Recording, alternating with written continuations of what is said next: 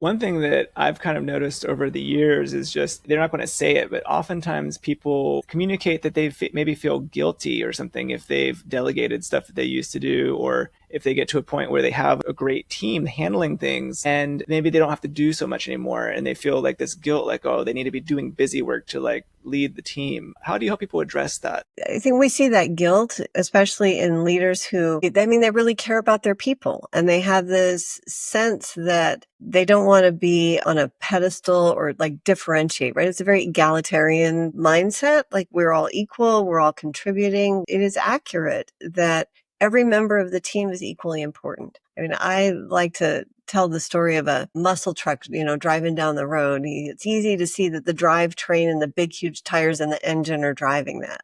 But if a tiny little electrical part like the solenoid goes out, it stops in its tracks, right? So we get to honor the contribution of everyone in the system. What owners don't know or entrepreneurs don't know is that the team is looking for someone to be in that role of true leadership.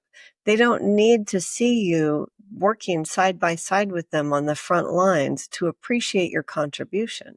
The contribution of leadership is a practical skill set that can be developed and is necessary. And the team is looking for that. They want you to be in that. They want to be trusted to handle the small things.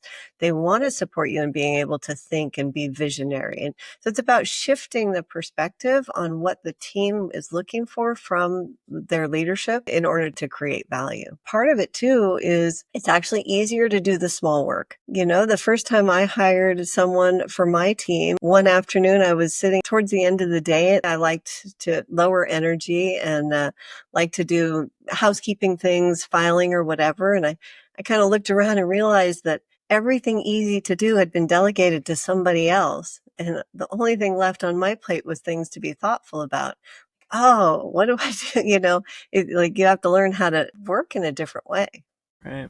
Another, area that comes up often, and you've talked about this, is like the principal becoming a bottleneck. And what are some early signs that, you can help people identify when they are the bottleneck in their growth and improving things with their operations? Well, I think one of the early signs is that sense of being overwhelmed. When you have a team around you and you find yourself being overwhelmed, then you have to look at why that is and what you have on your plate that ought not to be there. Another is if you're hearing people come to you with questions that your first thought is you should be able to answer that, then you've created a bottleneck and not yet effectively supported the team in stepping up into the leadership for the role that they're in. So I guess those are two early indicators.